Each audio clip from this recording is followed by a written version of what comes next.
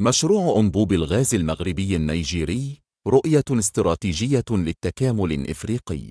1. نظرة عامة على المشروع.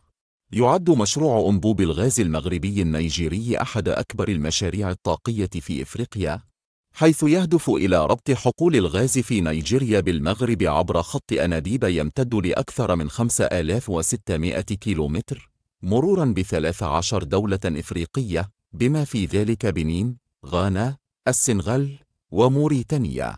من المقرر أن يصل الغاز إلى أوروبا عبر المغرب، مما يعزز التكامل الاقتصادي بين إفريقيا وأوروبا. 2. الأهداف الاقتصادية والاستراتيجية. تعزيز التكامل الإقليمي.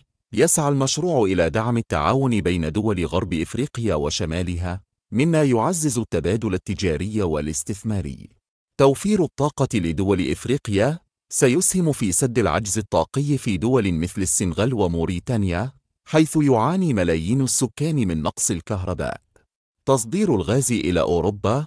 مع تراجع الإمدادات الروسية، سيشكل المشروع مصدراً جديداً للغاز الأوروبي، مما يعزز الأمن الطاقي للقارة. 3. التحديات الرئيسية. التكلفة العالية. تبلغ تكلفة المشروع حوالي 25 مليار دولار، مما يتطلب تمويلاً دولياً ضخماً. التحديات الأمنية.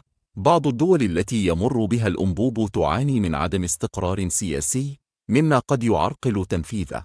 المنافسة مع المشاريع الأخرى، مثل مشروع أنبوب الغاز الجزائري النيجيري، الذي لا يزال قيد الدراسة. 4. التطورات الحديثة. الدراسات الفنية. اكتملت المرحلة الثانية من التصميم الهندسي، ومن المقرر بدء المناقصات في 2025.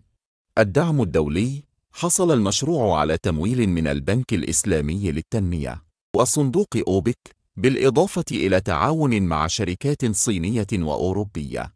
الموافقات السياسية. وقعت عدة دول إفريقية مذكرات تفاهم للمشاركة في المشروع، مما يعزز فرص نجاحه.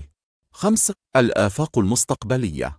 إذا سار المشروع وفق المخطط، فسيكون أطول خط أنابيب بحري في العالم، وسيسهم في تحفيز النمو الاقتصادي لدول غرب إفريقيا، كما سيعزز مكانة المغرب كمركز طاقي إقليمي. شكراً على المتابعة. شاركونا في التعليقات. المرجو الاشتراك في القناة فضلاً وليس أمراً، تشجيعاً لنا لنستمر في المزيد من الفيديوهات.